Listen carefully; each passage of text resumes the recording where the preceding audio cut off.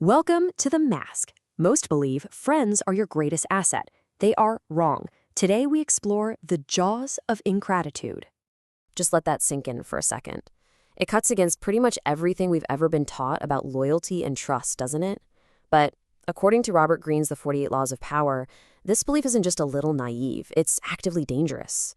Law 2 is just blunt. Never put too much trust in friends. Learn how to use enemies. Now, this isn't a call to become some cynical, paranoid person. Think of it more like a diagnosis of a cold, hard truth about human nature. See, friendship runs on emotion, right? But power is a cold, calculating game. And when you mix the warmth of one with the ice of the other, the reaction you get is often, well, betrayal. And this quote, wow, it comes from Diane de Poitiers, who is the incredibly powerful mistress of a French king, and it just perfectly captures the dark psychology we're about to get into.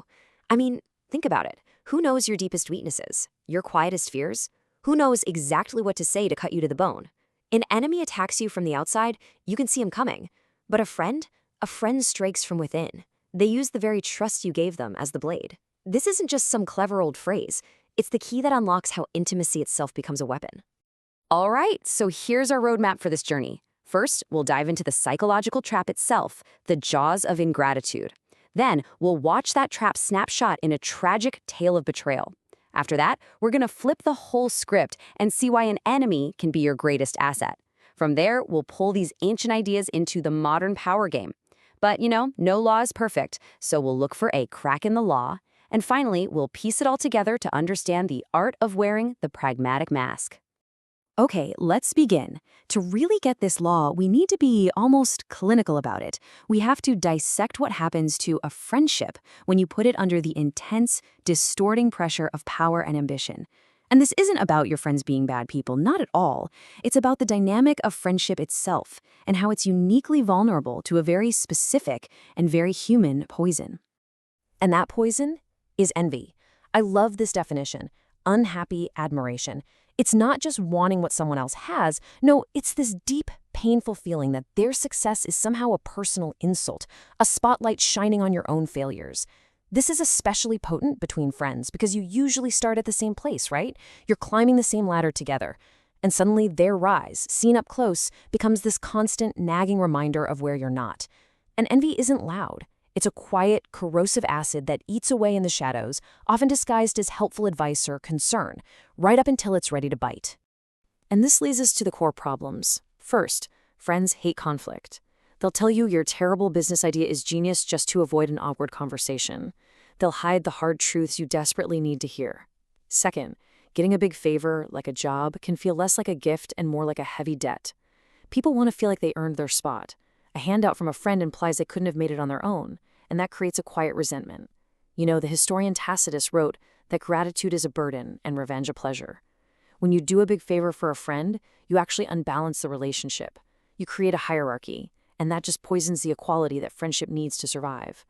And of course, as we just saw, they are so easily stirred to envy. So theory is one thing, but history? That's written in blood. Let's move from the clinical to a real-life cautionary tale. This is the story of how a lifetime of generosity was repaid with a dagger in the dark, the ultimate proof of this law's brutal logic. This is the tragedy of the Byzantine emperor Michael III and the stable boy he called his best friend. Just look at how fast this all goes down. It is breathtaking. It starts in 856 AD. A wild horse bolts, the guards freeze, but a young, super strong stable boy named Basilius jumps in and saves the young emperor Michael's life. Michael is just overcome with gratitude. He sees a loyal, simple, powerful friend. So he brings Basilius to court, and for 10 years, he gives him everything. He takes this illiterate peasant and sends him to the best school in the empire. He buries him in titles, land, and gold. He makes him his #1 advisor, ignoring all the warnings from his much more competent uncle, Bardas. But here's the thing. The more Michael gives, the more Basilius wants. The gratitude just curdles into ambition. By 866, Basilius convinces Michael that his uncle Bardas is a traitor. Michael, totally blinded by friendship, has his own uncle murdered, and Basilius takes his place. Now the power has shifted. By 867, Michael is short on cash and asks Basilius to repay some of the insane fortune he was given. Basilius just refuses, flat out. The ingratitude is now totally in the open. A few weeks later, Michael, after a long night of drinking, stumbles off to bed. He wakes up to find soldiers standing over him, and in the doorway, holding a torch, is Basilius, watching as they stab his friend and benefactor to death. The next morning, Basilius parades through the streets with Michael's severed head on the end of a pike. And this is the core lesson. Michael thought his kindness would buy him loyalty forever, but instead it created an insatiable appetite. He didn't just give Basilius gifts, he gave him a front-row seat to the throne, a taste of ultimate power. Every favor wasn't seen as a gift to be thankful for. It was just more proof of Basilius's own greatness. The gratitude became this heavy burden that he needed to erase. And the friendship?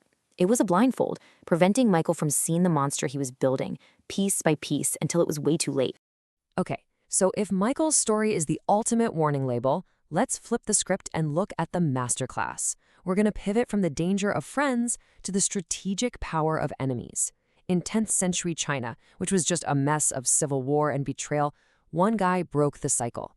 Let's talk about the founder of the Sung dynasty, which ruled for over 300 years, Emperor Sung. I mean, just look at this. The contrast could not be more obvious, right? On one side, you've got Michael III. He ran on emotion, on the naive idea that gratitude was a shield. He gave a friend power and got murdered for it.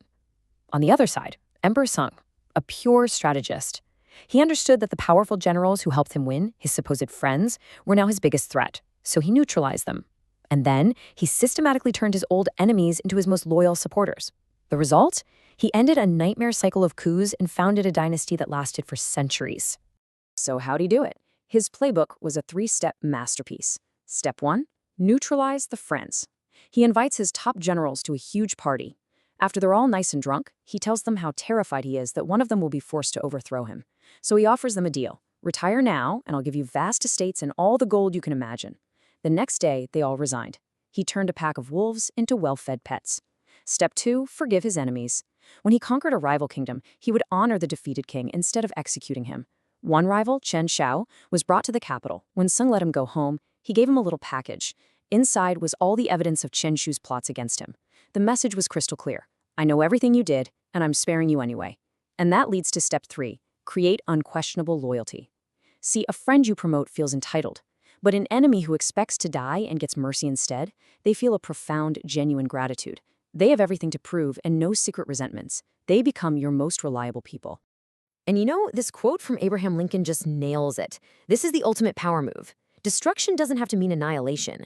Real dominance comes from conversion. You don't just beat an enemy, you absorb their strength, their knowledge, and you make it your own. That is the genius of using enemies, not just crushing them. Okay, so we've been hanging out in ancient Byzantium and China. But what does any of this have to do with you right now? The battlefield has changed, for sure. It's boardrooms instead of castles, startups instead of empires. But the human element, the envy, the ambition, the ingratitude, that stuff is exactly the same. Let's translate these strategies into the 21st century. And this is where it gets really timeless. Look how cleanly these ancient tactics map onto modern business. Take crushing your enemy. In the digital world, look at Facebook versus Snapchat. Mark Zuckerberg didn't just compete with Snapchat's Stories feature, he copied it, cloned it, and jammed it into Instagram, WhatsApp, everywhere. He made Snap's best idea a basic commodity, starving its growth. Or how about using enemies as fuel? Steve Jobs was a master. The famous rivalry with Bill Gates wasn't just personal, it was a branding strategy. By painting Microsoft as the big boring corporate giant, he defined Apple as the cool rebel brand. He used his enemy to build his tribe. And finally, that core lesson from poor Michael III, work with competent people, not comfortable people. Hiring your college roommate as a co-founder feels great, but if they don't have the skills, you're not just risking the business, you're planting a seed of resentment that will explode the second things get tough. So far, we've explored a pretty cynical, but let's be honest, pretty pragmatic view of people. But is that the whole story? I don't think so. No law is absolute. It's time to find the cracks in Law 2's armor. We need to look at some counter-arguments, and then we'll explore the single darkest, most manipulative way to use this law imaginable. So we have to just ask the question directly. Is the world really just this endless chess match of betrayal and dominance? Is being constantly suspicious the only way to be safe? Green makes a really compelling case, but it's based on a world of absolute monarchs and life-or-death court politics. Does it really hold up in our more complex world? This brings us to a powerful scientific counterargument. Game theory, specifically, shows us that in the long run, and life is a long run, the most successful strategies are not ruthless betrayal. They're cooperative. Strategies like tit for tat, where you start by being cooperative and then you just mirror what the other person does. This builds trust and creates win-win situations. In the real world, a proven friend, someone with a long, verifiable track record of mutual support, can be your most valuable asset. The key word there is proven. Blind trust is a weakness, for sure, but blind paranoia is a prison. But then we get to the law's reversal, its most chilling twist. Green points out that sometimes a friend is the perfect tool, not in spite of their loyalty, but because of it. If you have some dirty work to do, a loyal friend might just do it for you. Even more sinister, if a plan goes wrong and you need someone to take the fall, who's better than a friend?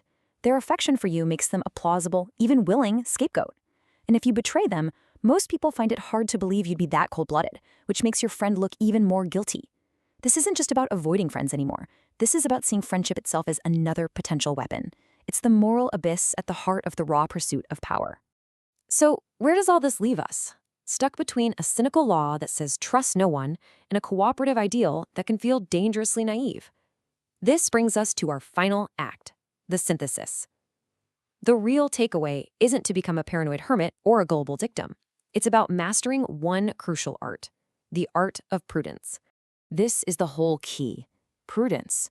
It's not paranoia, it's reason. It's a disciplined ability to see the world as it actually is, not how you wish it was. It's the skill of understanding powerful forces like envy and ingratitude without letting them consume you. It's about strategic awareness combined with emotional self-control. It's knowing when to trust, who to trust, and exactly how much to trust based on their actions, not just their words. That is the ultimate skill in the game of power.